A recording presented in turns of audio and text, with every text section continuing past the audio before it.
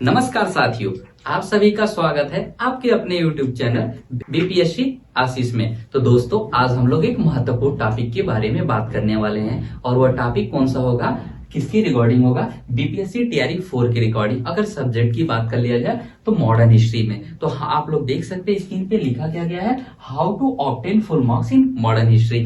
मतलब modern history में आप लोग मैक्सिमम मार्क्स कैसे गेन कर सकते हैं, इसकी प्लानिंग करके हम आप सबको बताएंगे कि इसका सोर्स क्या होने वाला है, कौन कौन सी बुक हमको पढ़ना है और कौन कौन सा सेगमेंट को ज्यादा देखना है दोस्तों। ठीक है, तो चलिए हम लोग एक एक करके बात करते हैं। सबसे पहले अगर इसमें बात कर लिया जाए तो मॉडर्न हिस्ट्री में वेटेज कितना है हमारे बीपीएससी एग्जामिनेशन में, टीचर रिक्रूटमेंट एग्जामिनेशन में, तो 15 से जो 16 क्वेश्चन आपके इसमें आने हैं और उसमें से 5 से जो 6 क्वेश्चन है ये बिहार से रिलेटेड आते हैं। किसी एग्जामिनेशन में बिहार से रिलेटेड क्वेश्चन आपको देखने को मिल जाता है 5 से 6 मार्क्स का, और आपको 10 से 12 मार्क्स का मॉडर्न हिस्ट्री में मिलता है। और ये कहां से है इसके बारे में हम लोग चर्चा करेंगे।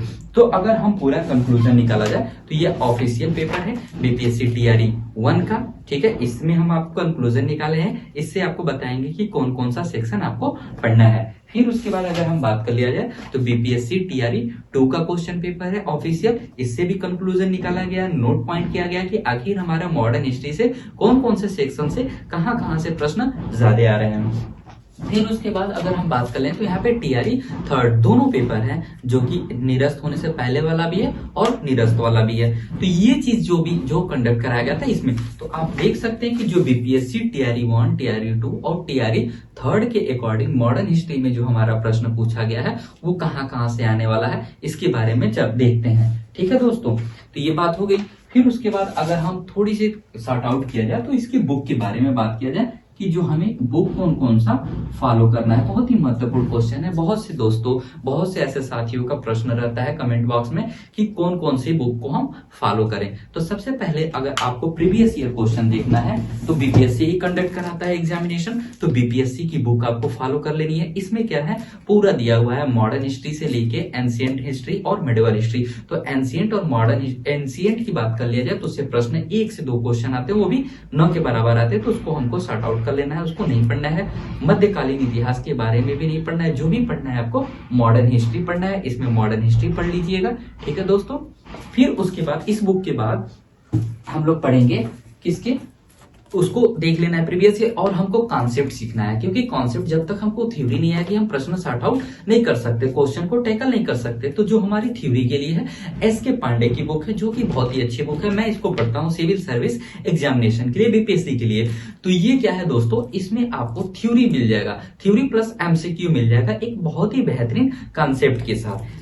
ठीक है दोस्तों, इसको फॉलो कर लेना। और ये बुक पढ़ने के बाद आपको प्रैक्टिस कहां से करनी है, तो प्रैक्टिस आपको घटना चक्र की बुक से करनी है, क्योंकि बहुत ही अच्छी बुक है। वो question back to back previous year देखने को मिल जाते हैं, वहां से प्रश्न पीसीएस में, स्टेट पीसीएस में देखने को मिलते हैं। 5 से जो 6 मार्क्स का आने वाला प्रश्न है वो कहां से हम लोग करने वाले हैं, ये जो सामान्य विज्ञान आता है लुसेंट का, इससे आप लोग करेंगे, क्योंकि इसमें बहुत ही महत्वपूर्ण क्वेश्चन दिया गया। इसमें सारी चीजें आपको मिल जाएगी दोस्तों, देख सकते हैं। इसमें क्या बिहार का संक्षिप्त परिचय है, इसके बारे में आप लोग देख लेंगे एकदम अच्छे से, क्योंकि इसको आप फॉलो कर लेना है पूरा एकदम अच्छे से, आपको यहाँ पे दे दिया गया है। ठीक है दोस्तों, ये सब सारी चीजें पढ़ना है आपको, ठीक है ना, यहाँ से इसको देख लेना है। अब रही बात कि हमको मैक्सिमम टॉपिक कौन कौन सा कवर करना है, तो दोस्तों देखिए, आप सभी को बता दें कि जो आधुनिक भारत का इतिहास है वो सेक्शन 2 में डिवाइड करके हम लोग अध्ययन करते हैं। अगर हम बात कर ले कौन कौन से, तो सबसे पहले अगर हम सेक्शन की बात जाए तो 1498 से लेके 1850 तक ही हमारा क्या है, सेक्शन 1 हो गया। और फिर उसके बाद 1850 से लेके 1947 तक ही सेक्शन 2 में। अब आपको हम बता दें दोस्तों कि जो 1498 से लेके 1850 है, इसमें जो प्रश्न बनते हैं सीसीईए में बनते हैं, सिविल सर्विस एग्जामिनेशन में बनते हैं, जो मैक्सिमम कितने क्वेश्चन है, ये 20 से 25 क्वेश्चन बनते हैं। तो हमको इसको ज्यादा नहीं फॉलो करना है, फॉलो हमको कौन सा करना है, 1850 से लेके कहां तक, 1947 को हमको कवर करना है। ठीक है दोस्तों, ये बहुत ही अच्छा बता देते हैं आपको बेनिफिट होने वाला है। ये जो हमारा INM है, इंडियन नेशनल मूवमेंट के बारे में हम लोग बात कर लेते हैं। तो हमें टारगेट क्या करना है, 1850 से लेके 1947 तक मैक्सिमम टॉपिक को कवर करना है। चलिए दोस्तों, अगर हम बात कर लें यहाँ पे, तो देखिए दोस्तों, हम पूरा लिखे हैं, पूरा कंक्लूजन किए हैं, पूरे तीनों बुक का, तीनों जो पेपर है, TRE 1, TRE 2, TRE 3 का पूरा विश्लेषण करने के बाद हमें क्या क्या पता चला है कि हमें क्या क्या पढ़ना है दोस्तों। तो भारतीय राष्ट्रीय आंदोलन में कांग्रेस से पूर्व राजनीतिक जितने भी संगठन बने थे, जैसे 1885 में क्या हुआ था कि कांग्रेस का जब स्थापना हुआ था, उससे भी पहले कुछ ऐसे राजनीतिक संगठन थे, उसके बारे में हमको जानना है कि उसके संस्थापक कौन थे, उसका इस्टेब्लिश सन, ये सब चीजें हमको समझना होगा। फिर क्या करें कि भारतीय राष्ट्रीय कांग्रेस एवं अधिवेशन 30 से 40% जो है क्वेश्चन हमारे यहाँ से ही मिल जाते हैं, भारतीय राष्ट्रीय कांग्रेस से ही, कि वहां पे कौन सा अधिवेशन कहाँ पे हुआ था, पहला अधिवेशन के अध्यक्ष कौन थे, ठीक है, ये सब पूर्ण स्वराज किस अधिवेशन में किया गया, ठीक है, ये सब सारी चीजें हमको कवर करना है। फिर क्या करें कि जो हमारा उदारवादी चरण आता है, कौन सा दोस्तों, उदारवादी चरण की बात किया जाए तो जैसे 1885 से लेके 1905 तक हमारा उदारवादी चरण चलता है, तो इसको देख लेना है। फिर कह रहे हैं उग्र राष्ट्रवादी, 1905 से लेके 1919 तक हमारा उग्र राष्ट्रवादी चरण चलता है।